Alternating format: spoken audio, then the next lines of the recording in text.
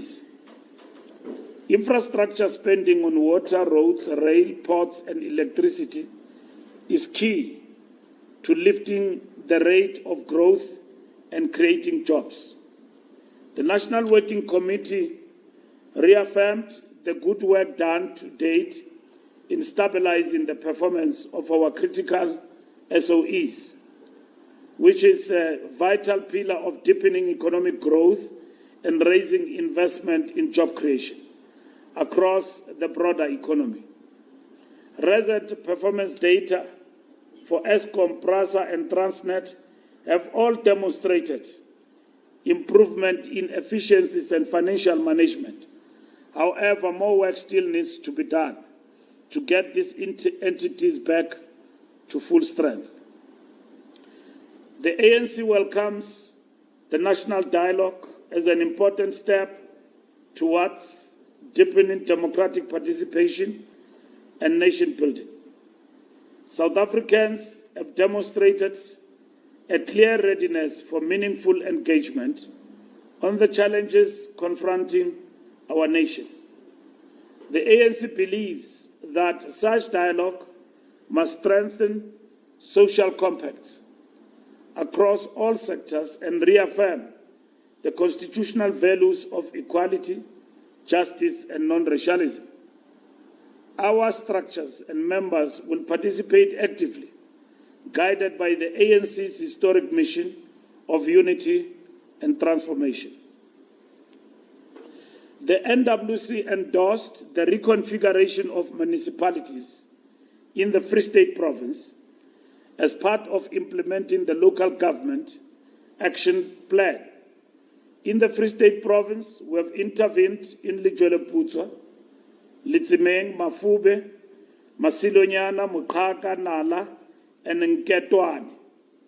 This is aligned with the ANC's commitment to strengthen local governance, improving service delivery, and ensuring accountability to municipalities.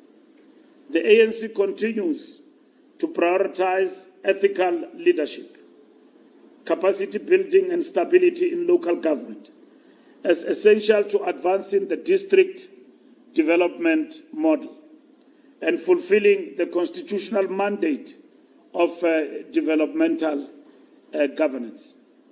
In the next coming weeks, we will see changes in some of the municipalities that I've mentioned in the Free State, and we will hasten the process of the appointment of replacements, and we will reconfigure the Troika in certain municipalities in the Free State. We have done the same in the Northwest, in the main intervening in Ditsobotla and Taung, and agreeing that the mayor of Taung will be recalled by the African National Congress, and matter that is being implemented as we speak.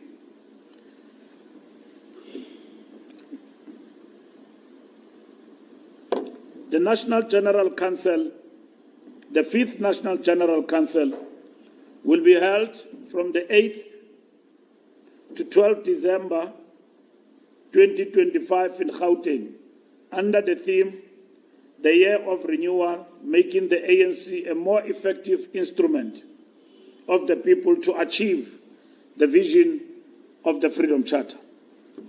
The National General Council remains the second highest decision-making body of the ANC between national conferences and will focus on unity, renewal, and the transformation agenda.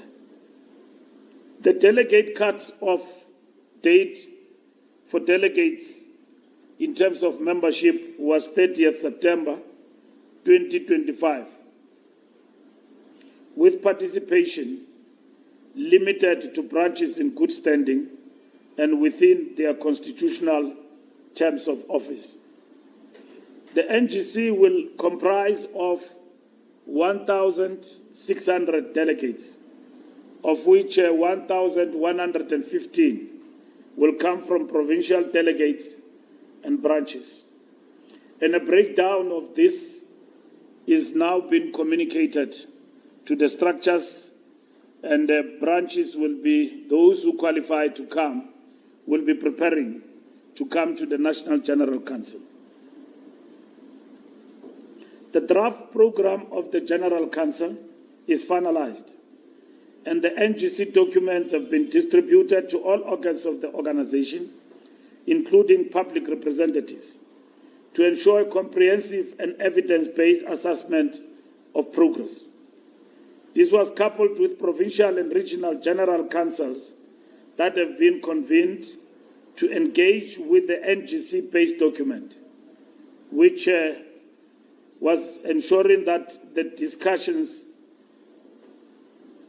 that base document guide the discussions of the organization for the National General Council. Additionally, the NGC-based document has been published for public engagement, encouraging open dialogue and the broadest participation from our movement and society. Logistical preparations are well underway. Our National General Council, in terms of the venue, will be held at Nasrec. The Working Committee announced earlier this month the reconfiguration of the Western Cape Provincial Executive Committee as mandated by the National Executive Committee. Subsequent to the announcement, Comrade Rasool requested to be recused from the PTT. Comrade Rasool got new important assignment in terms of global work that they could not resist. And when discussing with him, we felt that we needed to release him because the work that he will be focusing on now is going to demand a lot from him in terms of global and international traveling and intervention. And we're going to miss him in terms of the task of convening the provincial task team in the Western Cape. Comrade Jeremiah Teisma was appointed as the provincial convener of the Western Cape PTT, a task he duly accepted. Comrade Jeremiah is a long-standing activist and a member of the ANC, having grown and led in the Cape Youth Congress, South African Youth Congress, and the Youth League. He's a former SACP Provincial Executive Committee member and a trade unionist who is well-grounded in the struggles of the people in the Western Cape. Comrade Jeremiah served in the local council in the Cape Metro and was declared and honored with Alderman honor in the Western Cape. He hails from Mitchell's Plain in the Cape Metro. The ANC held a productive bilateral meeting with the Congress of South African Trade Unions, reaffirming our shared commitment to the National Democratic Revolution as a collective program of the Alliance. Discussions centered on safeguarding and revitalizing the Alliance, advancing decent work, worker rights, and social transformation.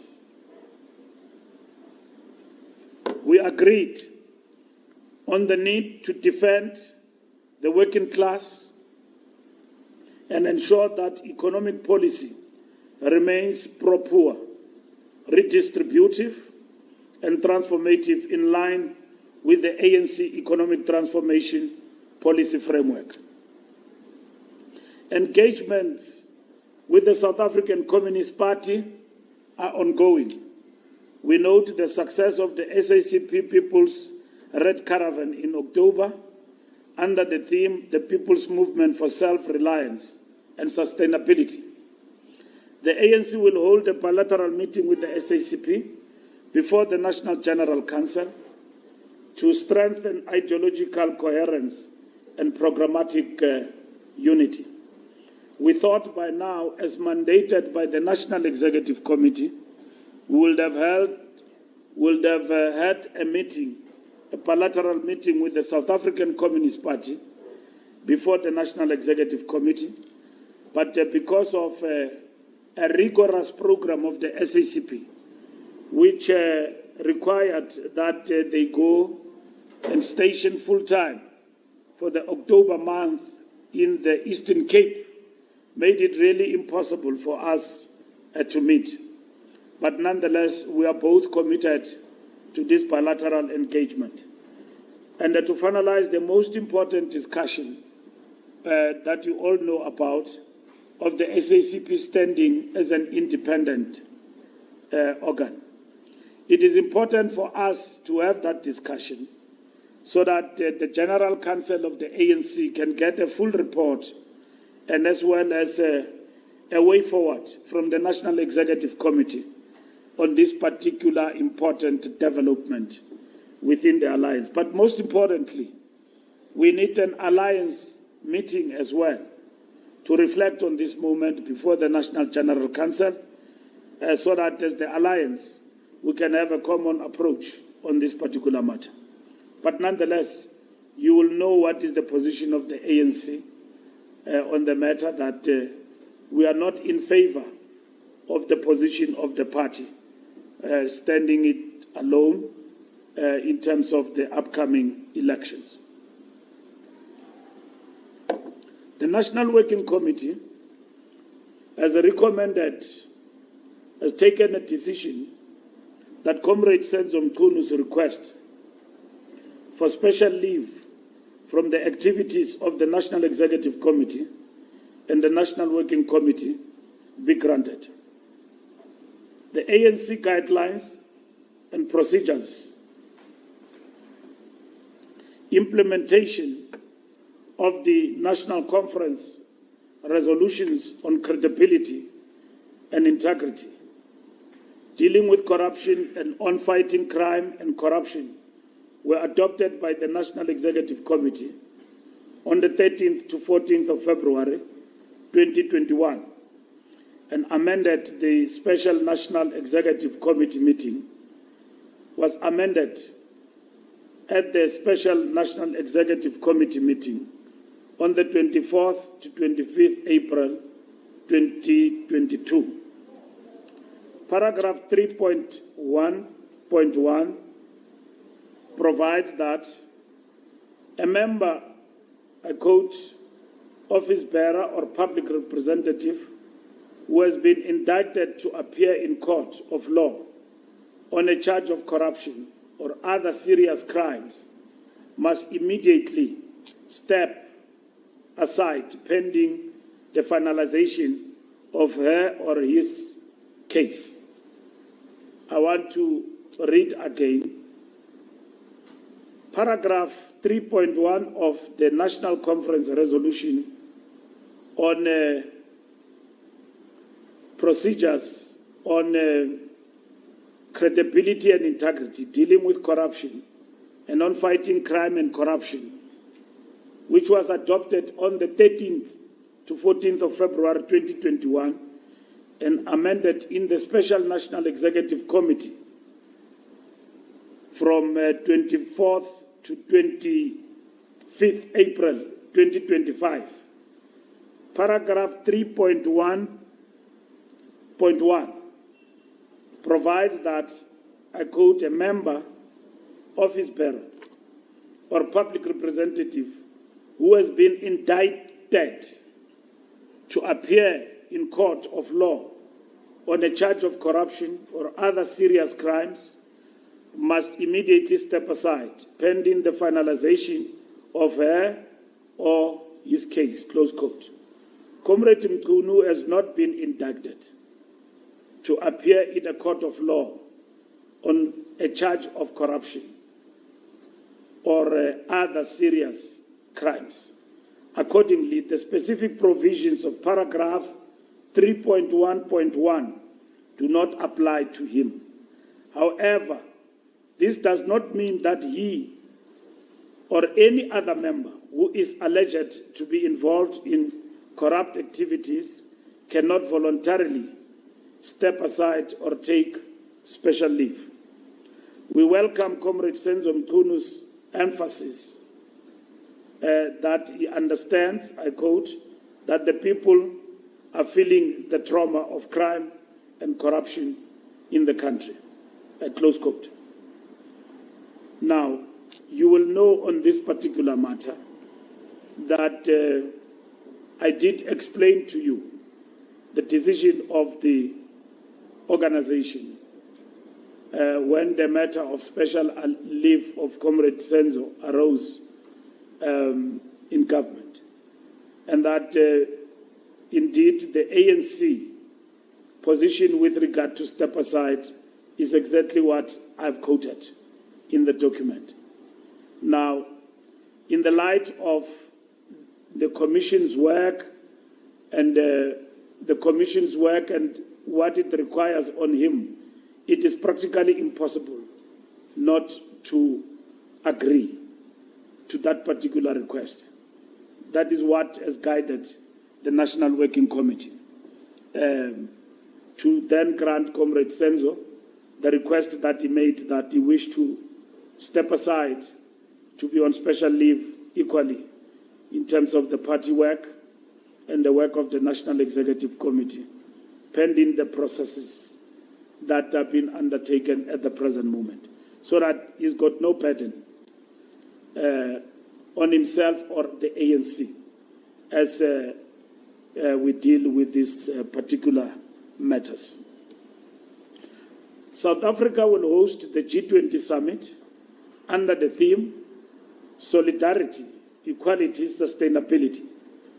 This milestone reflects our growing role in shaping the global development agenda through the principles of Ubuntu, our belief in shared humanity and mutual respect amongst nations. The summit will prioritize the development agenda of the Global South, focusing on combating inequality, ensuring food security, advancing climate change, and promoting sustainable growth in Africa. The ANC notes with concern the decision by the President of the United States not to participate in the G20 or other critical platforms such as COP30. He has based his reason for non-attendance at the G20 summit on the misinformation campaigns alleging, quote-unquote, genocide in South Africa. These false claims, widely discredited by our government,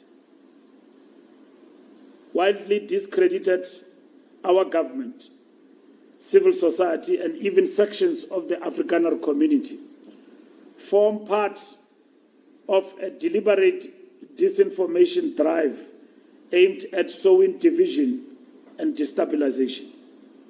The ANC reiterates its stance on non-alignment, multilateralism, and the peaceful resolution of conflicts, in keeping with the principles of the United Nations Charter and the Freedom Charter's call for peace and friendship among nations.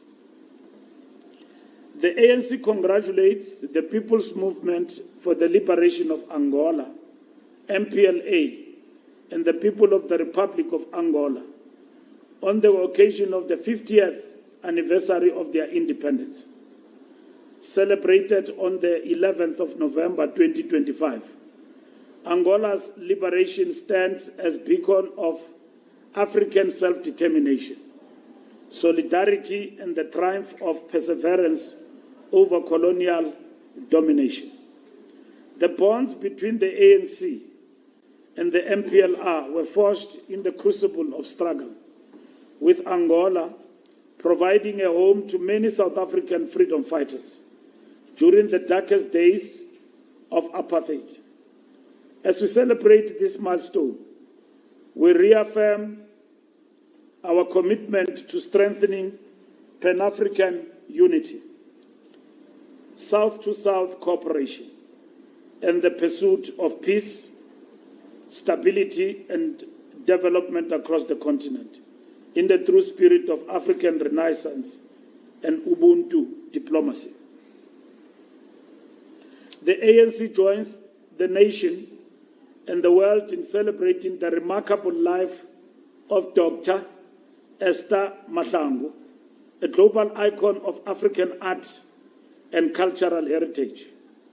On the occasion of her birthday, Dr. Mahlangu's work has not only elevated Ndebele visual traditions to international acclaim, but also affirmed the ANC's long belief in the power of culture as a weapon of liberation and social cohesion. Her artistry symbolizes the resilience, creativity, and dignity of African womanhood, embodying the spirit of the Freedom Charter's call that the doors of learning and culture shall be opened. The ANC salutes Dr. Mama Mahlangu for a lifelong contribution to the preservation and global recognition of South Africa's indigenous knowledge systems, and for inspiring generations to embrace their dignity with pride. The ANC expressed its deepest condolences on the passing of Comrade Muruti Maphatswe, a veteran of Umkhonto weSizwe, and our national the chaplain of the ANC in Gauteng. Comrade Muruti Maphatswe dedicated his life to the liberation struggle and continued to minister to our movement with compassion, dignity, and unwavering faith. We call on all members to ensure that he is laid to rest with honor, befitting his service to the people and the movement. We also extend our heartfelt condolences to our national spokesperson, Comrade Mahlengi Bhengu, on the passing of her beloved mother, uGogo Thelma Buyisiwe Bhengu. During this difficult time, the ANC stands in solidarity with Comrade Mahlengi and her family, praying for strength and comfort. The ANC continues to uphold the value of Ubuntu, reminding all members that in mourning we reaffirm our shared humanity and collective responsibility to support one another. Thank you very much. Thank you, Comrade SG. Colleagues will be taking a round of hands. We'll be starting this side. We'll just state your name and the institution you come from, and then we proceed. I will start with yourself, Mawan, and you'll be the last one. You can proceed. Good afternoon. Thank you very much, Secretary General Lula, for this presentation. My name is John Pesci of Financial Now. Are you able to comment perhaps on the tensions between SAMRO and the city of Johannesburg's municipal leadership in the run-up to the G20? There's been difficulty regarding compensation for municipal workers who some leadership that is, have said are bearing the brunt of delivering these improvements in infrastructure and service delivery in the run-up to the G20, but are not maybe being seen or heard. And then part two to that is leadership has shared that they are able to engage with larger and national ANC structures, the provincial and national level, but are struggling to do so with the municipal level of the party. Would the party ever consider perhaps removing or recalling Mayor Moreno should there be an impasse, or should there be an escalation in these negotiations that have yet to be resolved? Thank you very much. Thank you. One. Thank you very much. My name is Marwan. I work for Asylum. SG, let's start with the issue of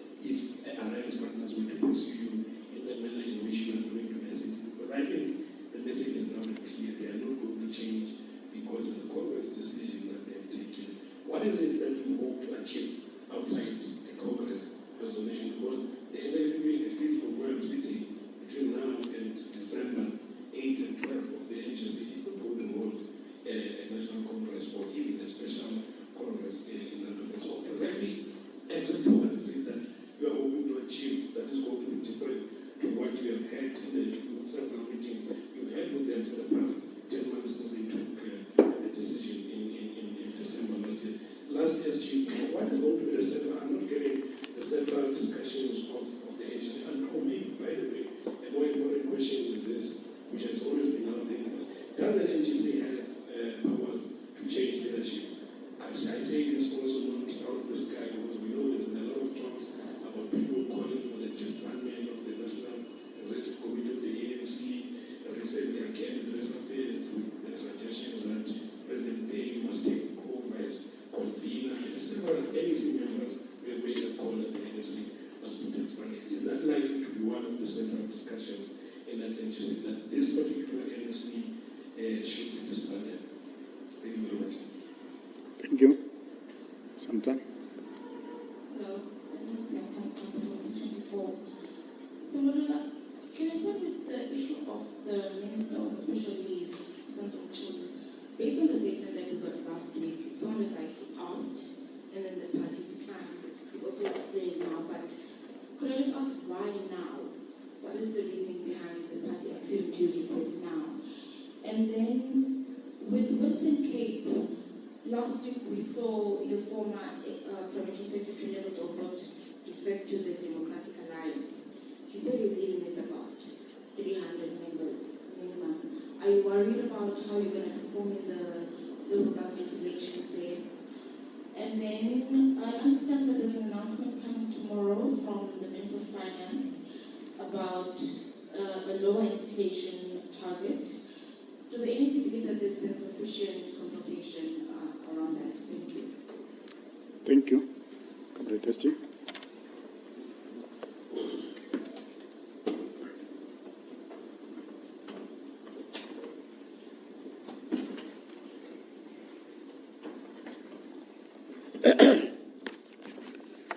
Thank you very much. Financial Mail.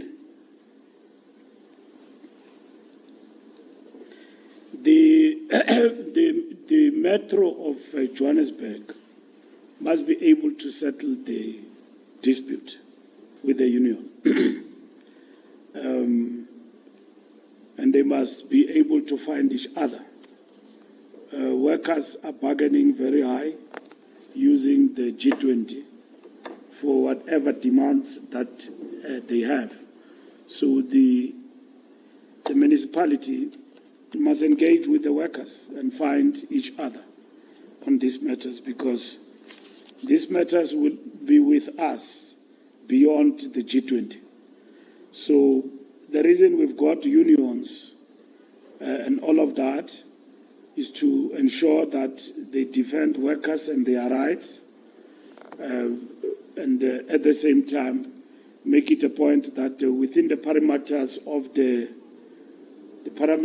of bargaining, they are able to find each other. So as the ANC, we will expect that the leadership of the municipality will step up and engage and find a solution to the matters that are raised by the union.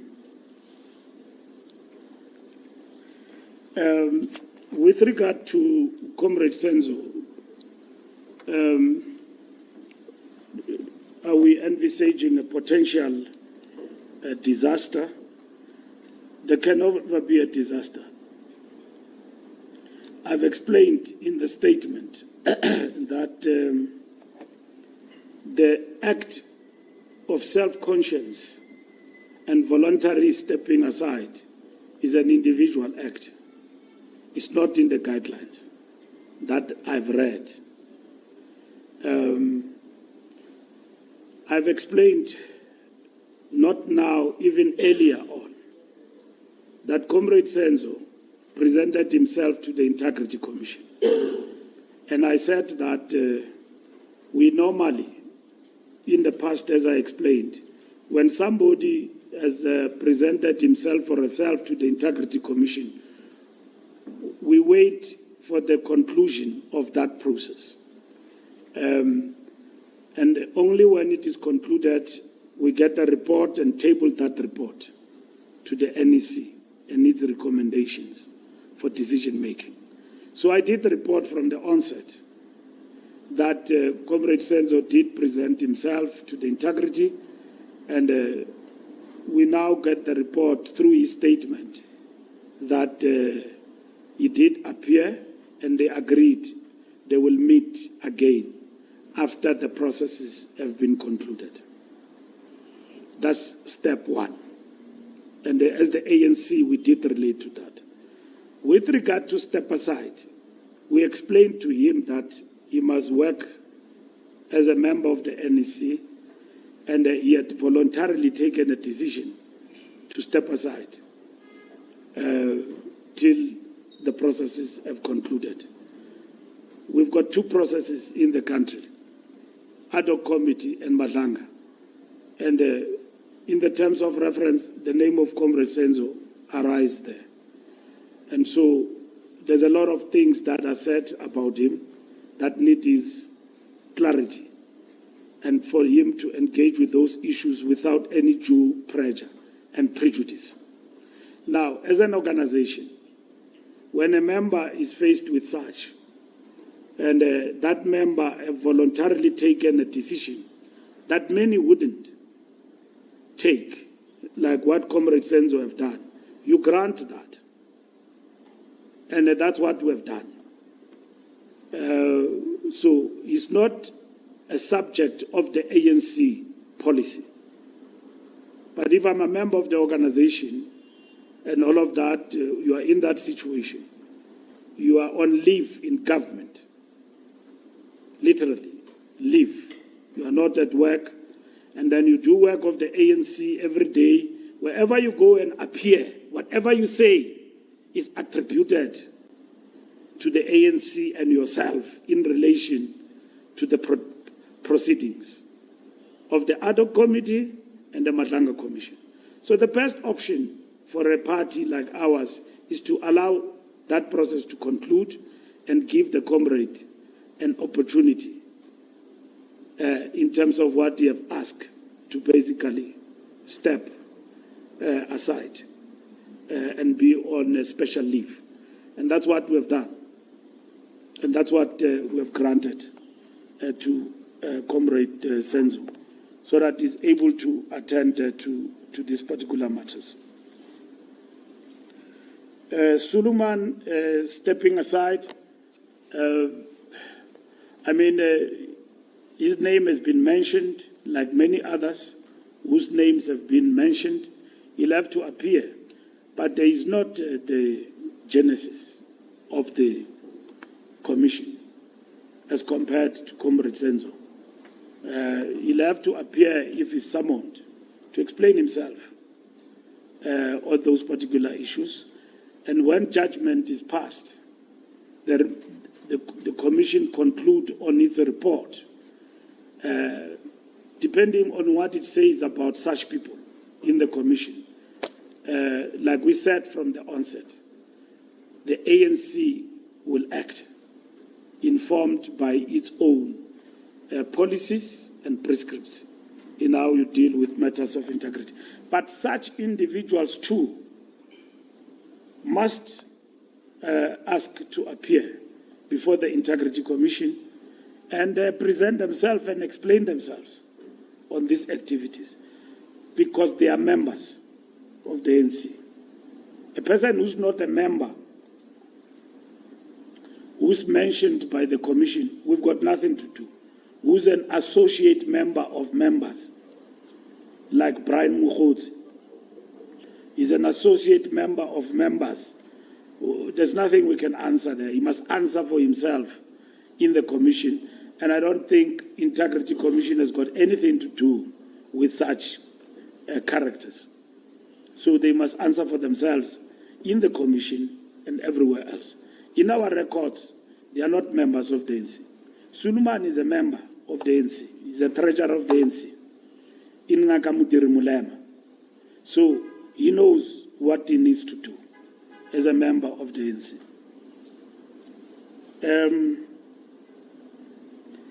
The cop who's implicated, we have explained, there are many characters like this. And this is not a new revelation. People have abused the name of the ANC for the longest of time.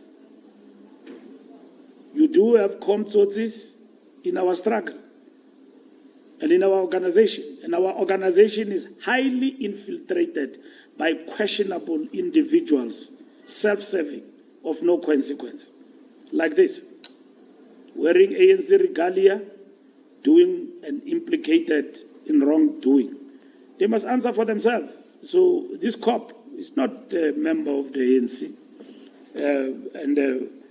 Even if he can wear the regalia of the ANC, it would have been good if he wears the ANC regalia like many, for good reasons. That is the party I identify with in his private space. But for all the things that they are implicated in, our movement cannot be associated with that. So I want to explain to you that many characters like this, there are many, you'll find them. Because the ANC is a big political party. And others didn't come here to serve the people, they've come here for opportunities. That if you associate with this leader who is deployed in this position or this individual, it will get me the things that I want. Prestige, it will get me wealth, it will get me tenders, and that is it. Then they misuse the name of the organization. The organization have got nothing to do with criminals who are implicated in wrongdoing. And we draw the line with regard to that. We draw the line. There are people who are practicing corruption in the civil service. If you read the Babita report, you will see management of the hospital implicated in corruption. There's no ANC person there. It's people who are working in management of supply chain of the hospital, linking up with all the implicated individuals who have been mentioned, who are wealthy, have got the resources, have got money, and are associated with the African National Congress. And the ANC have got nothing to do with those people.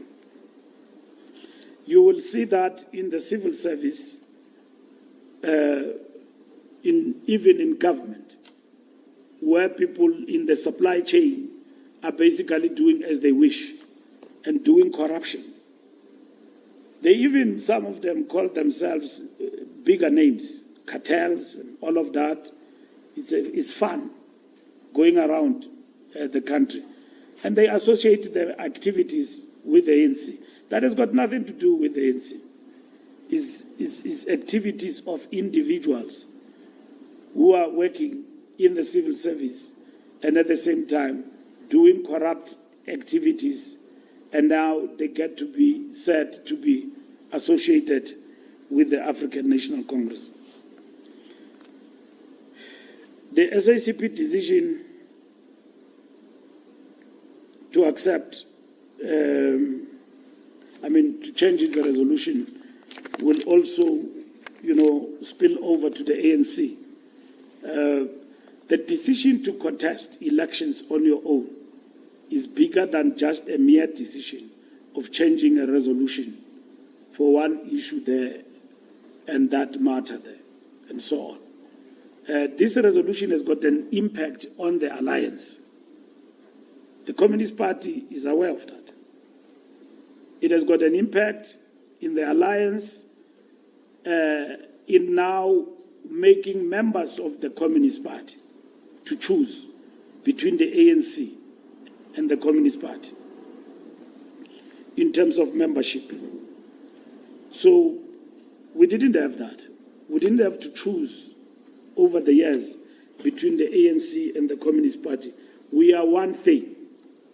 So the resolution that has been taken is got implications on the alliance as a whole. And that's why we need to understand the implication of that resolution. It's not just a resolution of if it was not us, it is others. we would have understood as the ANC we are now taking a resolution that will have impact on the alliance, and how will that then be addressed?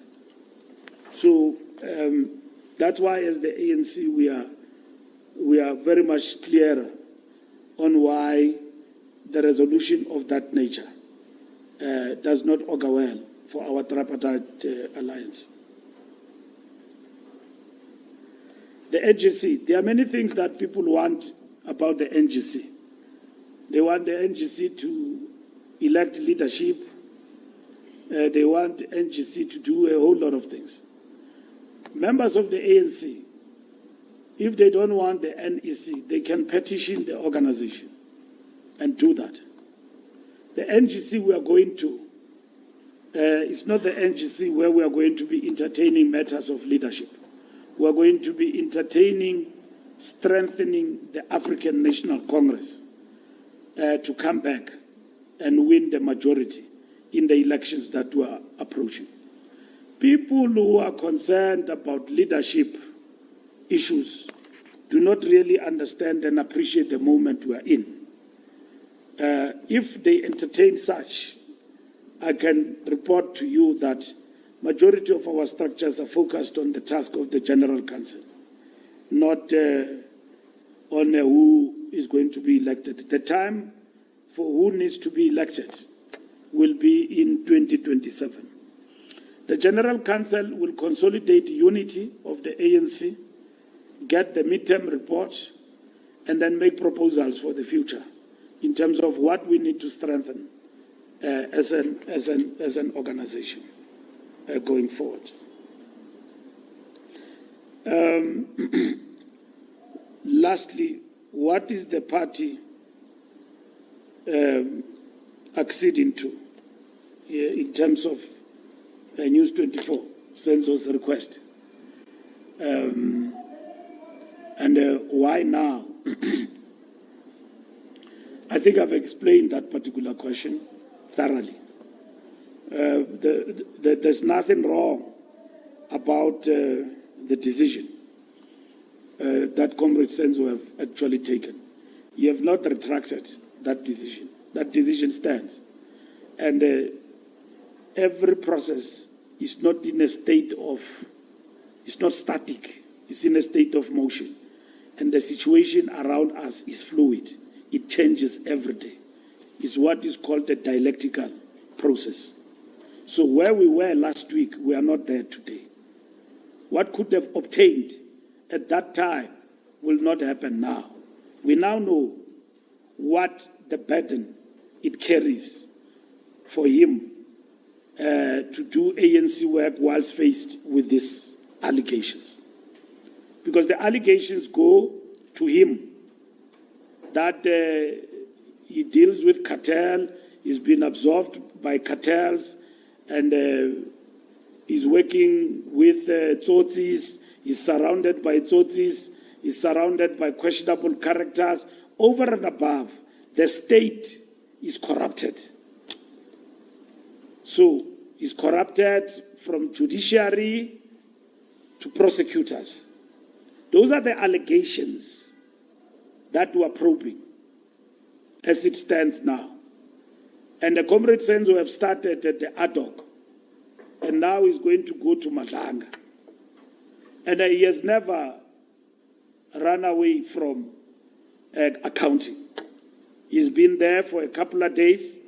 He's going to be there to answer also to some of the accusations that have been made against him further more down the line. So how you attend to those, given the material situation now, it means that request must be granted by the organization, not that it is policy. Otherwise, we will be sitting with somebody who doesn't see anything wrong around him and all of that and what is happening, and he doesn't feel any burden and still stick on and say, no, I'm still fine. I can go and address a rally. After you address, they say, last week, this is what they said about you at Madlanga. Whatever message, whatever you say, the issue is about you and how you respond.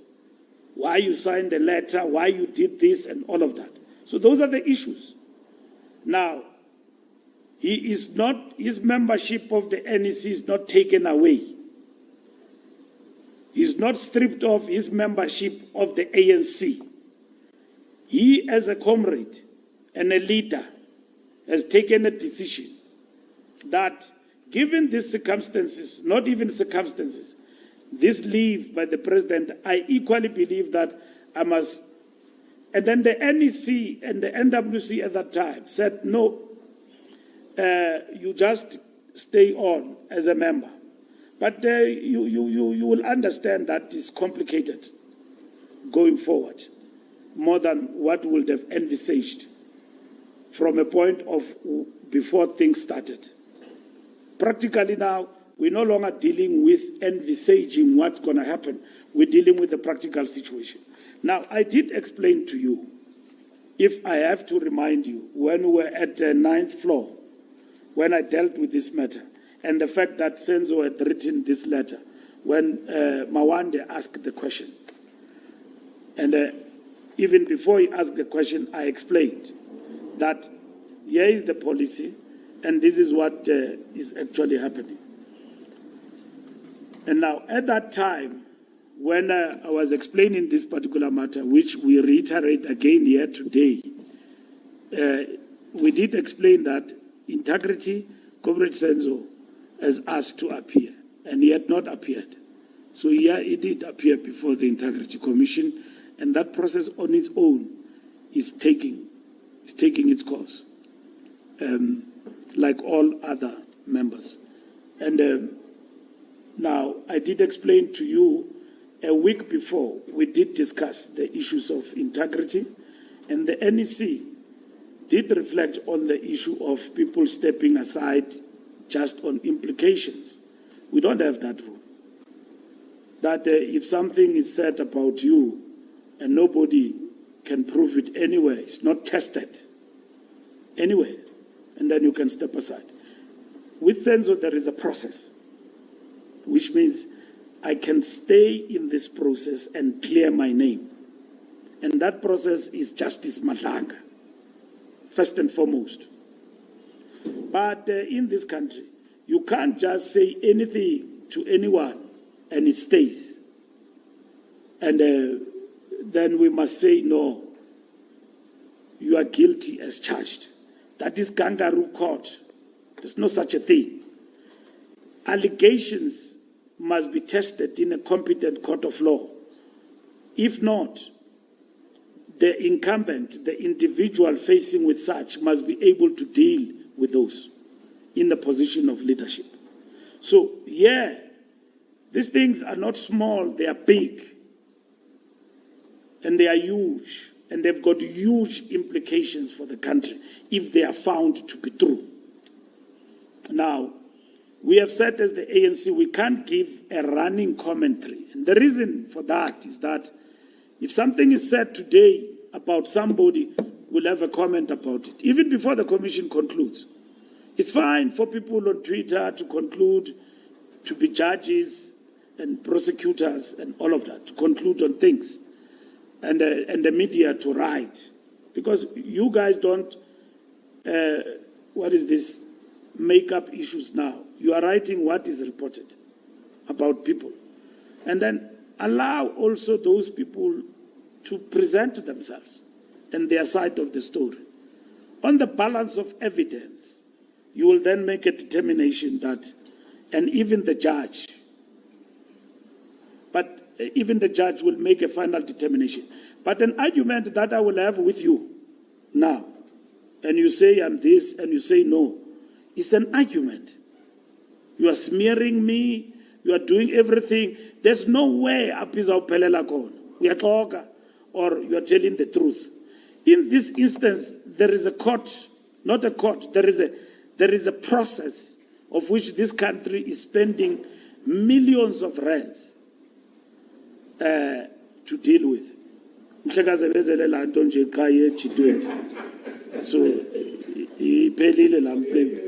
So, umvile ngendlela khomsha ngayo ukuthi uphume eAmerica. So akandibuzi ngesisigezo sika Donald Trump, undibuza ngento kamasipala sigezelwa nguDonald Trump apha. Financial Mail izondibuza ngomasipala. Xa gqibileyo uyapakisha uyahamba. Uyayeka lesi sigezo salo president wase-America usigezelayo. Uyasigezela ngecountry yethu. Uyayidyopa ufuna usifake engxakini. And then we are watching on uzosibuza ngomasipala. Xa gqibileyo akho problem uyapakisha uyahamba. Le ka Donald Trump yokuthi funeka sibe isolated. Akayihoyanga tu. Umtshana hayi ugqibile hayi gone, because the story must be G20 isengxakini. Thina siziqelile iprotest ze-G20 zomasipala siziqelile. Abantu bakuthi sine union apha, we are a constitutional state.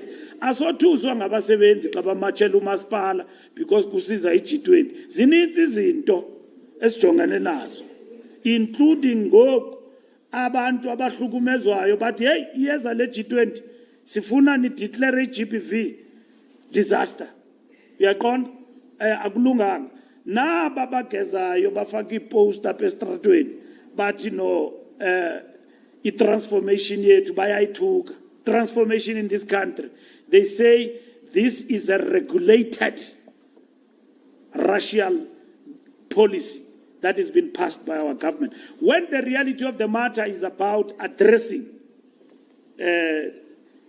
not even disparities.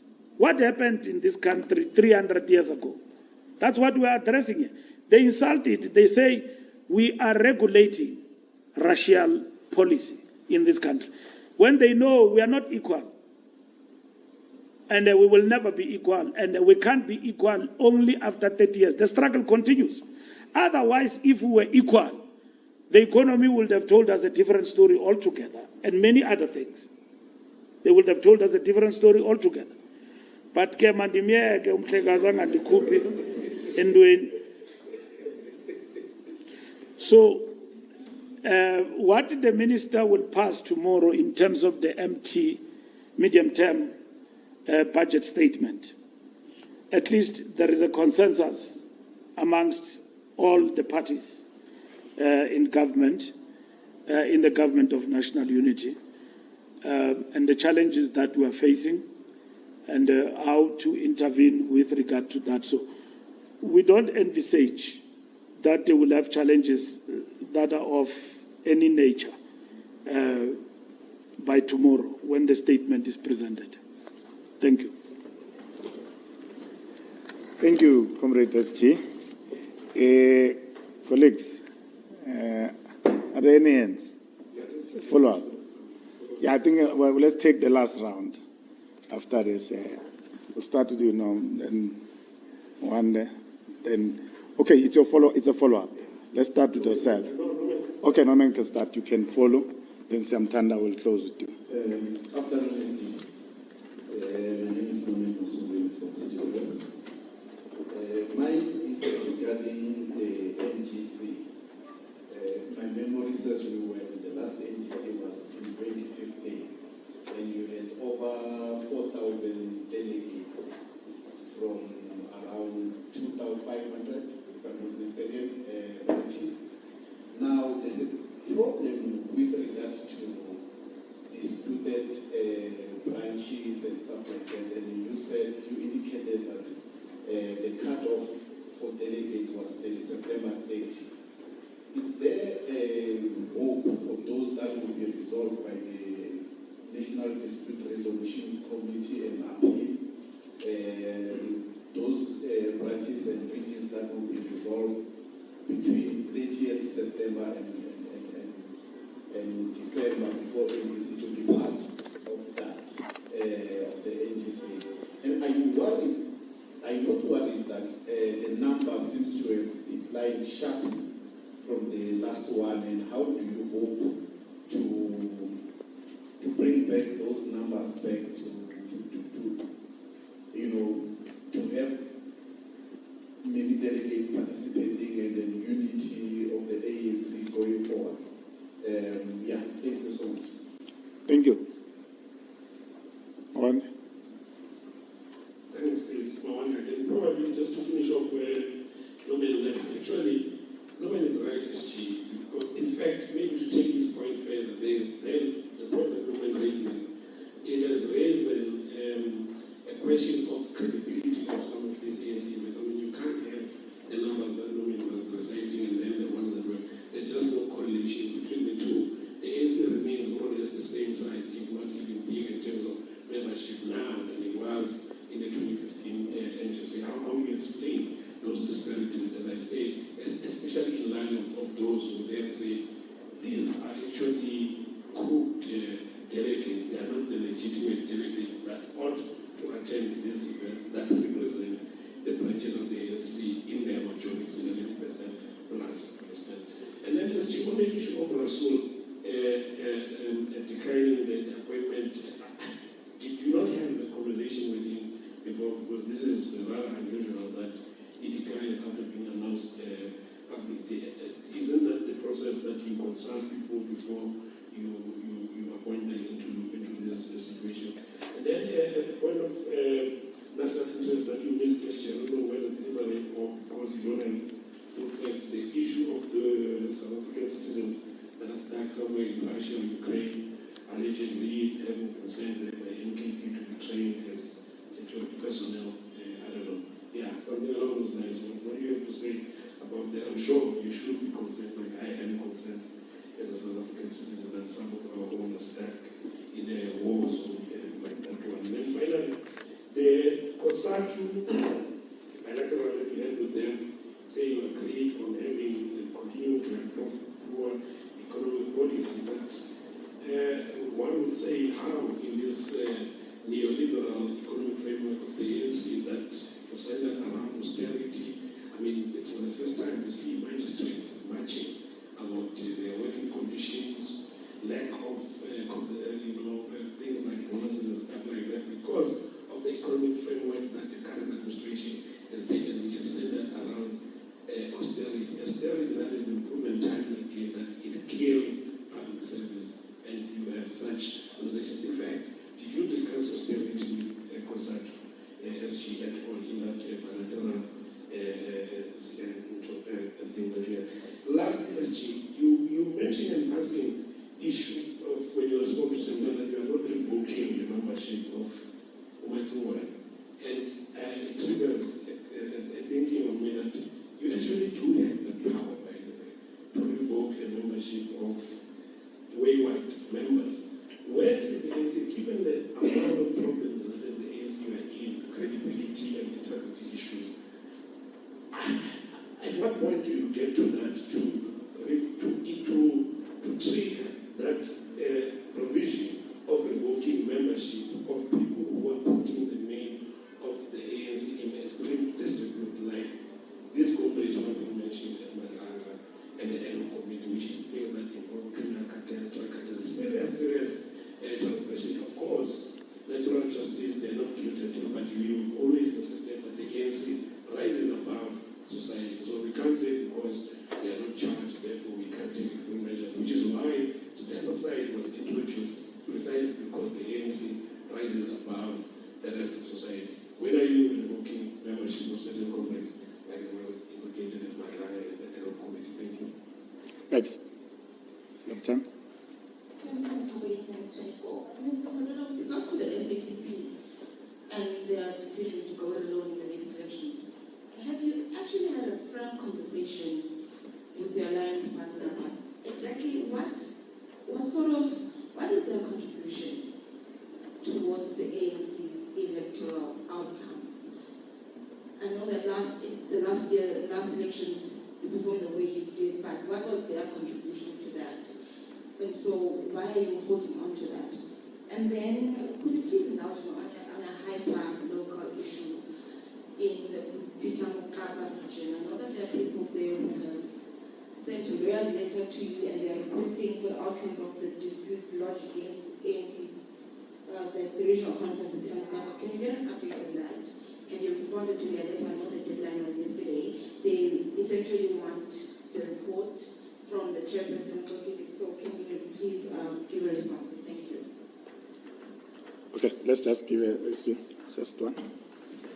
Just one. Thank you. Veronica Mahari from Newsroom Africa.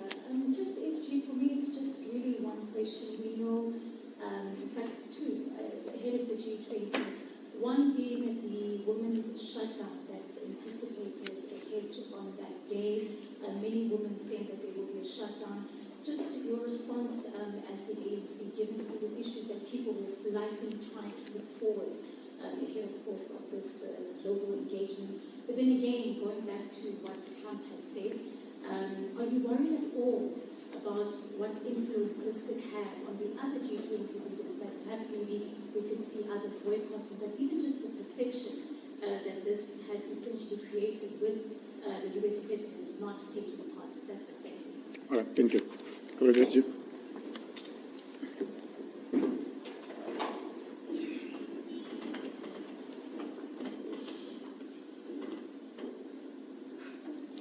Yeah, no, thank you very much for the questions.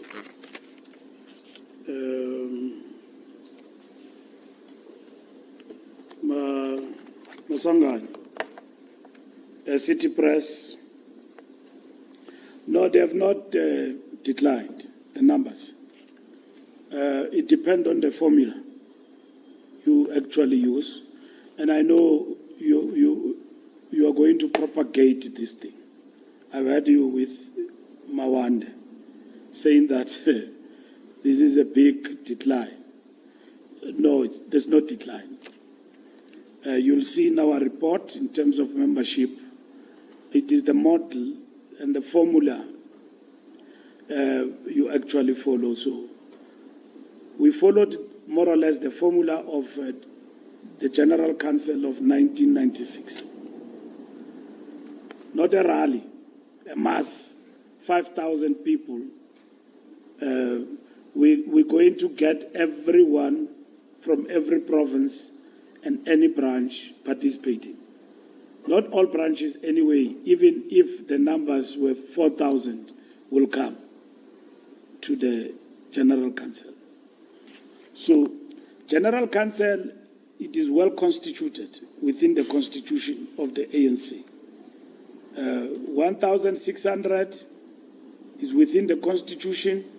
The Constitution mandates the NEC to formulate the delegation for the General Council. And the Constitution does not talk about elections.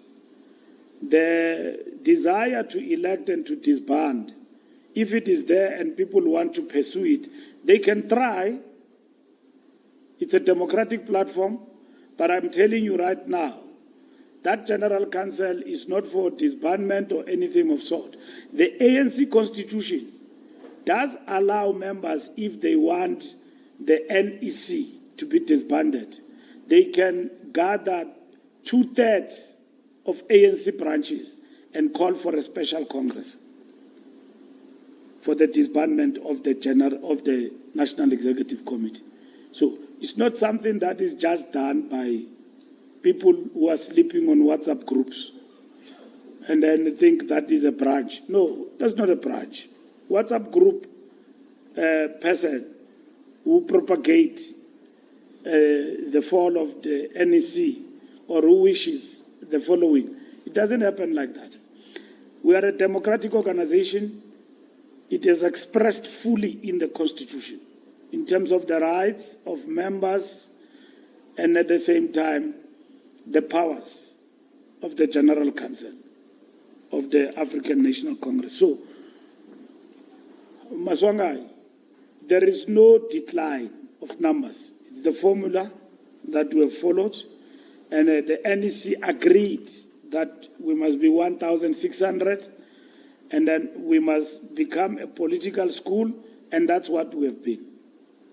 We have taken the discussions to our structures, and this discussion in the base document have been debated, and they are intensifying towards the General Council. We are going to have a General Council like we have never seen, where members are going to come there with proposals of shaping the ANC's hegemony in society. as a party that is facing existential crisis and how we mop up going forward. Also faced with an election, and how do we mop up going forward. We are a year away from the national conference, and before that we'll go through the hurdle of an election. We will have enough time for the conference, including leadership. So the General Council is not a platform of leadership change. It's about policy, continuity, and change. Policy, continuity, and change. That's what this General Council is about. Can I tell you that there are no such intentions? They are there. They speak to you. I see them through your media. They say that Ramaphosa is going to leave. And I saw Pejani for the first time wrote a long article. I was laughing at it. Chief is going where? He will finish his term as the president of the ANC.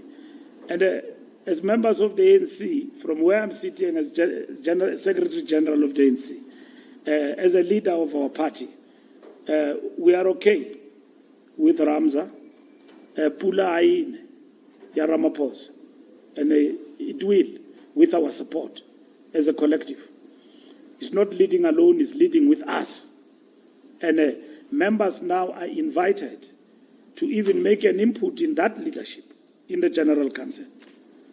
And there are no holy cows. If there are criticisms members are going to make and they want to pass resolutions, they will do so. We are going to give a midterm report, including how we got 40%. So there's going to be a robust discussion at the level of the General Council, because the National Executive Committee of the ANC will account, which is required by the Constitution. So the idea that we are going there to elect and to call for disbandment and all of that does not arise. Should it arise, it will come from the structures of the organization. But there are people who are spending sleepless nights, even others formed political parties, to undermine this leadership and to erode the power of the ANC among the masses of our people, and because they are not in leadership. They formed parties, and they are proud of those parties. They've relinquished their membership, and then thereafter they are fighting for it. They are there. Others have been RT forces. I don't know now, probably they are blue forces in the organization, because they've disintegrated. Others have gone to opposition parties and all of that. Others have formed political parties, but coming from us at the ANC. So there is no decline. We have given you 2 annual reports, and you wrote, you must read all of them. Annual reports. We gave you 2 annual reports about the state of affairs of the ANC. We are now going to produce the midterm report. The midterm report is going to be big because it also accounts for the elections. It also going to speak to the GNU, how we arrived at that particular decision. So it's a huge platform, but it is shaped also into the perspective of the base document we have circulated for discussion. I've seen Tamin Tenteni have produced a document called about the counter-revolution. It's a discussion that members must have. Those who disagree with him are free to engage. That's the nature of the ANC. Not to go around saying things and all of that. Here is the platform. It's now open. We went to the structures presented. They must pronounce politically their understanding of what is it that is better that the organization, in their view, could have done than this. The ANC have been here before. In 1990s, in our first Congress, when our unbanning conference, we went to Nazareth. From Nazareth, we went to Natal. The biggest discussion there was about decisions the National Executive Committee had taken under Mandela's leadership, and Oliver Tambo and Sisulu and all of them, in the process of re-establishing the ANC inside the country, in that conference. The process of negotiations, how it started, was a huge debate in the ANC. The process of the armed struggle suspension was a huge debate in the ANC. The process of suspending sanctions. Thabo Mbeki gave us a lecture in that conference. We came there militant that sanctions must be intensified. And he gave us a dialectical lecture for 2 hours in a plenary in Durban, Westville. I was part of that conference. I was there representing the Youth League. By the time he finished speaking, we had changed our mind. That the sanctions, we must call for the suspension of the sanctions. If we don't do it, they will be suspended without us and will lose what we call strategic initiative. So it is the ANC that took a decision that sanctions must. And that is in that conference where we said that mass mobilization is not the replacement of the armed struggle, but must be intensified. As we now open up a path of a possibility of a negotiated settlement. For the first time, we talked about negotiations from armed seizure of power. All the years, we were singing Songene Pitoli ngeBazuka. Here we land in Durban. Amaxhego ati, there's no bazooka here. Negotiations. Strategy and tactics of the ANC changes. Now we talk GNU. We are going to be talking strategy and tactics of the ANC. That talks about sustaining the ANC into power. Now in the possibility of a GNU and the setback. How do we come back from that? That is the strategic debate before the National General Council of the ANC, not who gets elected. If people want their own leadership and they want to go to General Council and talk about election, then they don't understand where we are. And there are those who are busy plotting that. And they talk to you, we see them every Sunday. When you write the headlines, Masanga, in City Press, they are very nice. Ramaphosa is facing an uproar, hey, this and that. We see them. They come and talk to you. They are faceless. But I can tell you right now, they are going to fail. Because the determination of our movement to succeed under our leadership is untenable.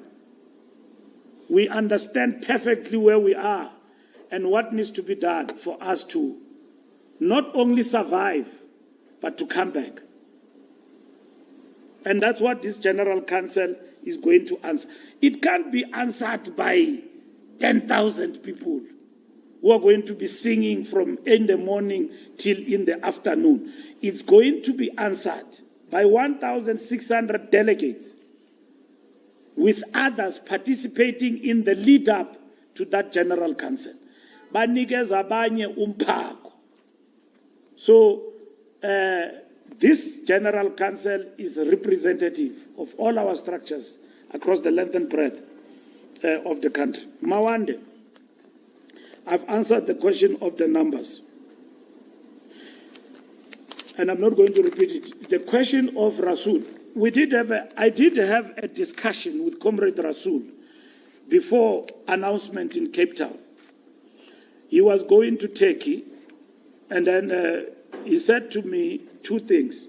He's got this new assignments that he's got. And Rasool is an activist of the movement. He's a cadre of the ANC.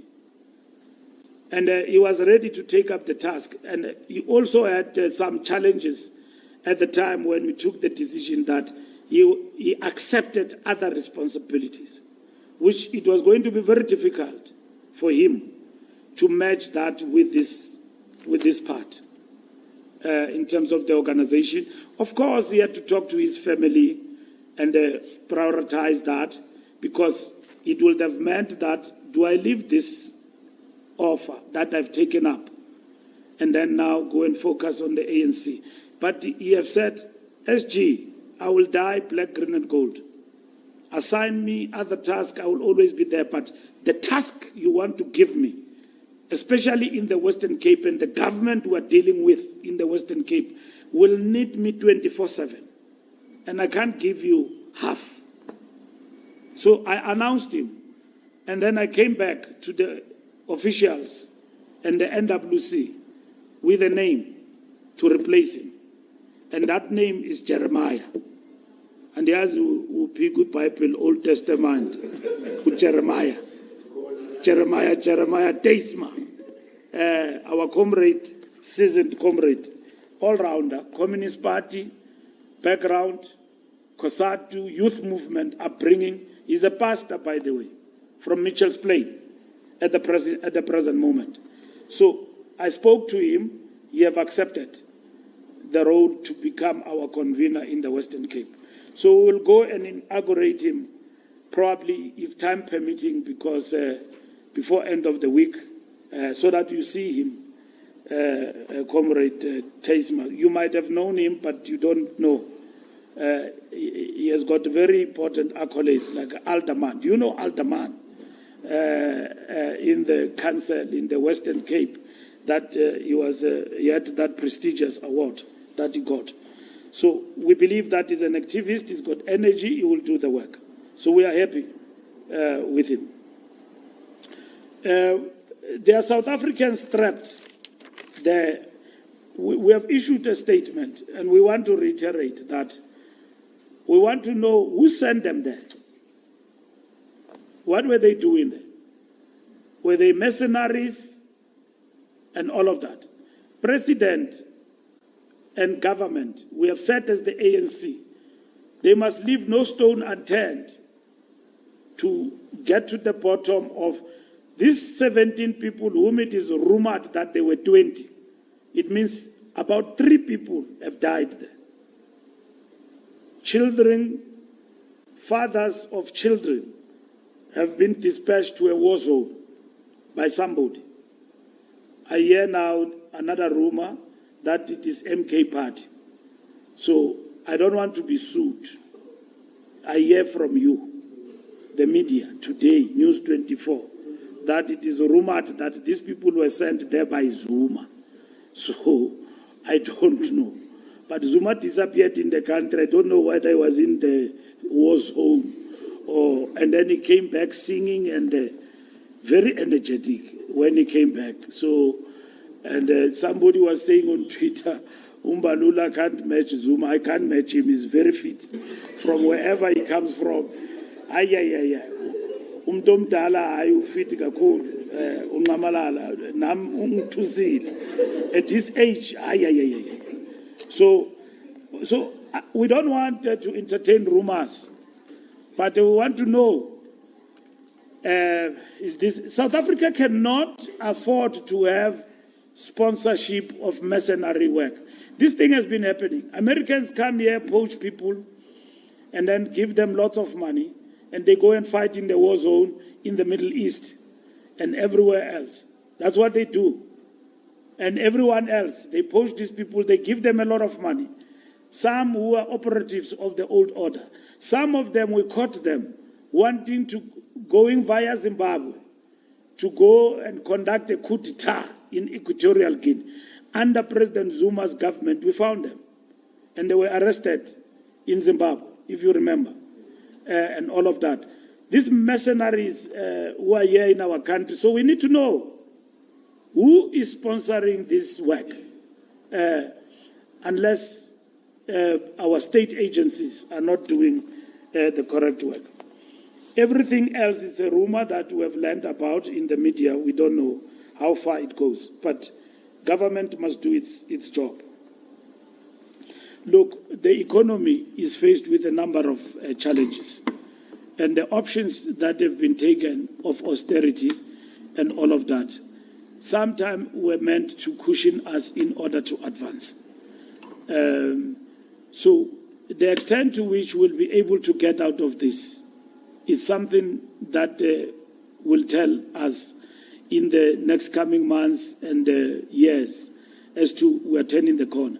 I don't want to talk about the 1.3 quarter results in terms of increase, in terms of employment, because we want to see from our side, when we talk about the two biggest issues in the country at the present moment, according to Ipsos, is unemployment, number one, and number two is crime. Those are two biggest issues among South Africans at the present moment. And if the economy is turning and all of that, and we will feel it in your pocket. I know for a fact that to fill up your car now with petrol, it costs not less than 1,000. I know probably you guys are moving on reserve, 20 rand, and all of that and so on. It's called cost of living. Now, what Madiba is coming up with in terms of the medium-term budget is going to make a major intervention in terms of cost of living. Things are not good for ordinary folks in the country. And that is the truth. As much as you see many cars, but petrol, diesel is expensive. You know, and the main essentials are very expensive. So the performance of the economy must be felt by an ordinary man in the street. And that is it. So the attitude of people, in particular the black middle strata today, towards our government, and the thorny issue is around this question of the cost of living. And that is why our people, when they see you having a nice time, a big party there, when they are struggling, and you happen to be a politician, they frown upon that. But if everybody was okay, they don't even care about your party.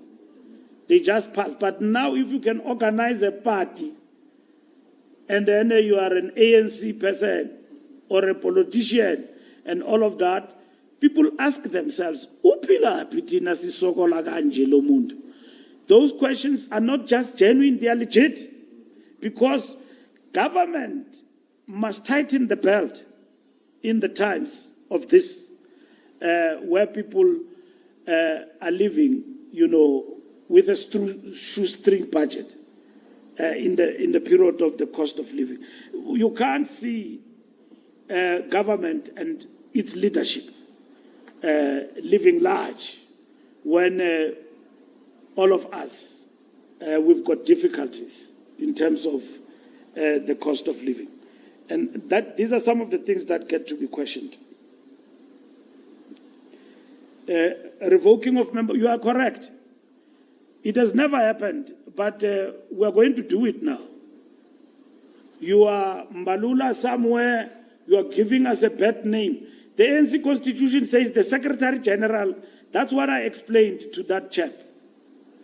I did not even apply the requirement in terms of the Secretary General's role and powers.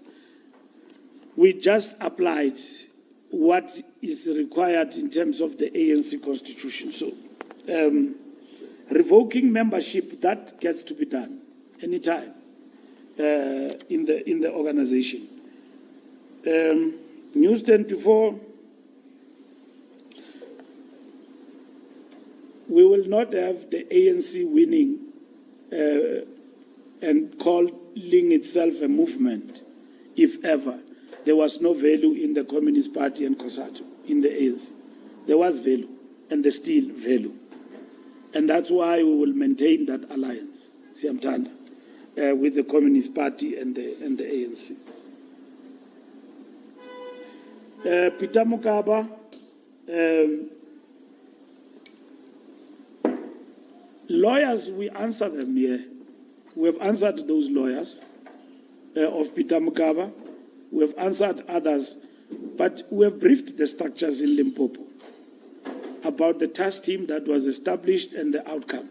And we have followed up on the recommendations of the outcome of the conferences. That we have done is done.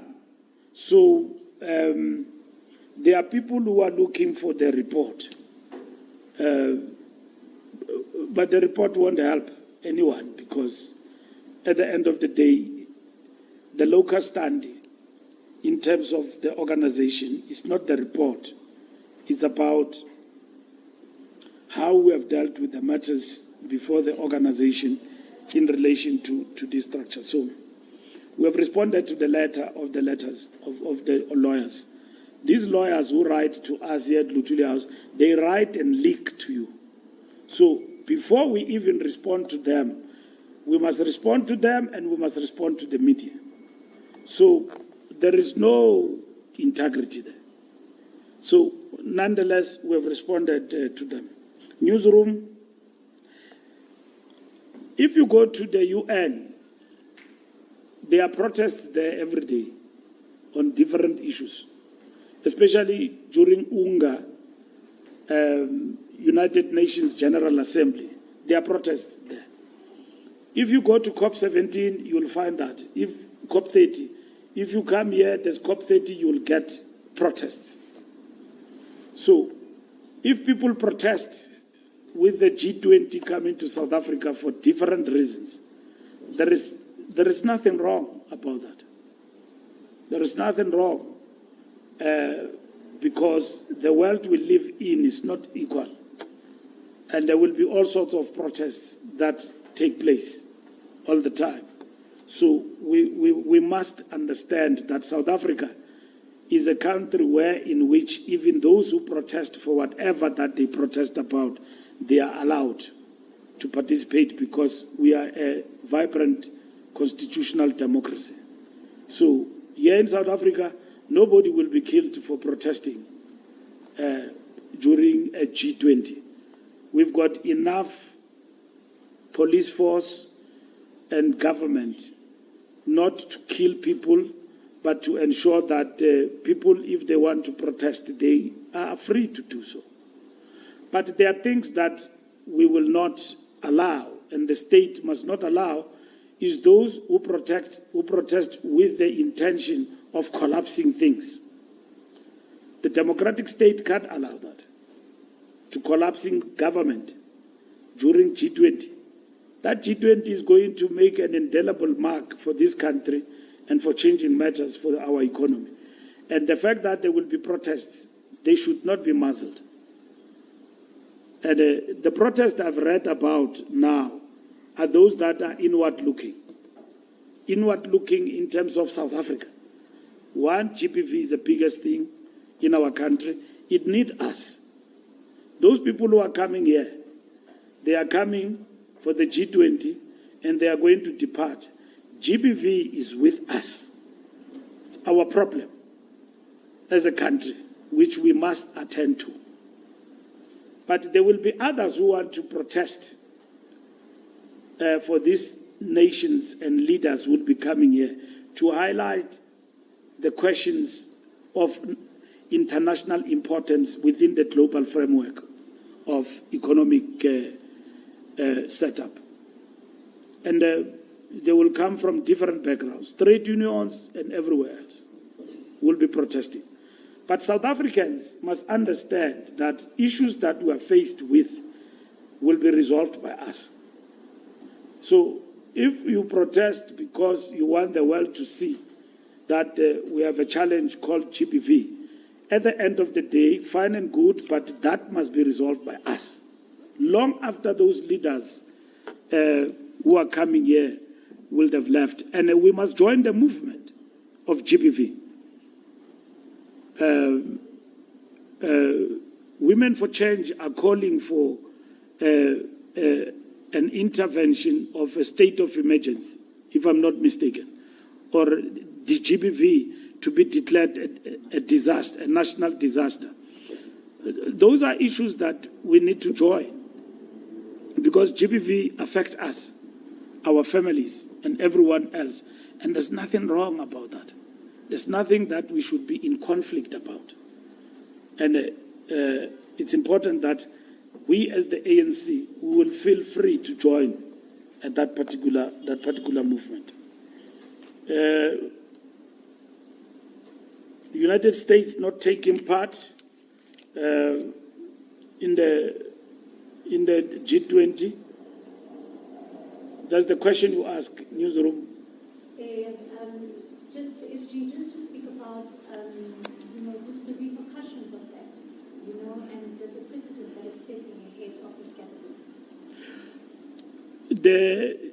The American administration of Donald Trump not taking part in the G20 is to communicate a message of seeking to punish our country. But unfortunately, the reasons they've chosen to punish us economically are incorrect, and they are lies and fabricated. If they use the question of the genocide, the president of America goes to Miami and says things are horrible there and things are bad there, and say that we are a communist country. We are not a communist country.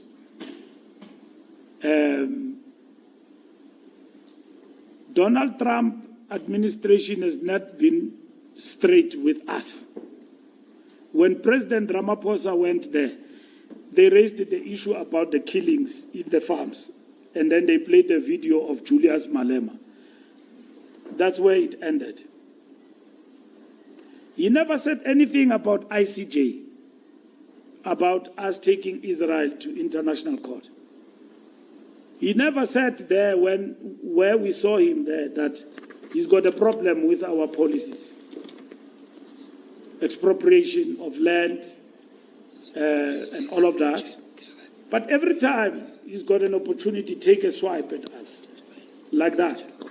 There is a genocide there, people, horrible things are happening there. And that is it. So there's not been clarity about this question, about why are we punished so that we are able to respond and our government is able to respond appropriately. Now, we have explained to them that issues of BBBE and all of that are matters of redress in our country. They can't go around it. They can't go around it. They should know that there was apartheid in this country. As much as America, half of the time, supported the regime in our country for many years, many years. Fact of the matter is that Americans in America were with us in the anti-apartheid movement. Now that we have defeated apartheid and we're on the path of redress, they are now asking us that we must ignore that. That's not only incorrect, that's lazy thinking and scapegoatism and all of that they want to use. They want to grab at anything. A political party that does not have an ideology and a program of action, it grabs on everything. Death penalty, yes, I go with it. This and that, I go with it, and so on. As long as you'll get votes. America is treating us like that. It is not coming to us with clarity. Genocide, all South Africans, black and white in our country, are rejecting that thing of Donald Trump, including the vaccination now of AfriForum. That no, they didn't say there is genocide in South Africa. That's what I heard Kalikri say on interview, that they didn't say there is genocide. So what is this thing that we are being punished about? Even the president of America taking a stance that I'm not coming there. Vance was coming till a week ago. And some white people had organized at Voortrekker, a rally for him there to go and address. So I think they are going to cancel it fast and furious, that particular rally, because Trump has canceled everybody. And then he wants to give us that ambassador who's coming, Bozeli, that old man, very reactionary and conservative. But nonetheless, that is the matter that our government is capable of dealing with. Whether they will take such a person to become an ambassador in South Africa, we have declared that he's coming to tell us what to do. That's what he says. Rasool was dismissed in America and declared persona non grata for saying things there. And Americans did not agree with him. And Rubio, the Secretary of State, did not even call him to office. Rasool watibana ne letter. What about America? Here is a man there coming our direction. He's telling us what we must do. We are a sovereign state. We are a sovereign state. We are a democracy. We are not a dictatorship. We are not a country where an election, we've got many political parties. We are running a country with what is called GNU, not influenced by Americans. It's our decision as South Africans. What is it that Donald Trump wants to lecture us about? Democracy. We are not a dictatorship. South Africans must stand up against madness, against their own country. Yes, we are a country in diversity. We don't agree like in a democracy. We don't agree on many other things. We resolved when the biggest party with the biggest majority got 40%, we resolved our issues without external influence within 14 days. And we formed government without mediation or violence. What is it that Donald Trump wants to give us and tell us? That we are a genocide. We're killing black, white people in our country, farmers and all of that. We are not any of the things that they say we are. So we have been subjected in political terms to what is called imperialist aggression. That people want to run our country now, like what they do in Cuba. When Fidel Castro decided in Cuba that everyone who wants to be Americanized, want to go to America, is not in favor of the political, economic, socio-economic system we are about to practice, you are free to go. They all left, they went to settle in Miami, but they still punished Cuba till today. For a people who have decided what they want to be, they punished them. And today, we are a democracy. We are not a dictatorship. We are a flourishing democracy, by the way, in 30 years. And we are now told that we are killing whites, and therefore they are not coming. They know we've got strong trade relations with America. Yes, it will affect our economy. If overnight the trade relations, the companies that have invested in this country, for the madness that we have been told, we are subjected to were to withdraw from our country. As the ANC, we will not be threatened about sanctions. We are the movement. We are the leadership here in this country. We live in a democracy. To be punished and singled out for economic sanctions by Donald Trump and thinking that we will abandon our ideas because of that, we've been there before. We are ready for that. Because that's why we were formed. If we are to be punished for fighting for redress and social transformation in our country and advancing for equity in our country, as the African National Congress, for the reason why we were formed as an organization, let it be in a democracy. And for all those who love our country and our nation, they will never support that because they know that the ANC, for 30 years, have led a successful story of a democratic order in this country. It is not perfect. It is not favored by everybody. Even those who went to Australia and New Zealand are regretting why they left on lies. Because the reason why they left, they said, here come the communist Khafar. I met them when I went with the Springboks. They came there in their numbers, in the stadium, in New Zealand, in Australia. I asked them, they said, life is difficult here. I said, why did you leave? They said, we were fed lies. That here come the communists with long tails. And all of that. Nangu Satan is here come the Roy Khafar. They were sold that story. Others were buying groceries and digging them deep 6 feet. Tin stuff. That starvation and civil war is coming to this country. Mandela and the ANC led us to a peaceful transition, which they went to call it a miracle. So what is Donald Trump about to tell us about our country? We can't, you know what? We are South Africa, and that's what we are.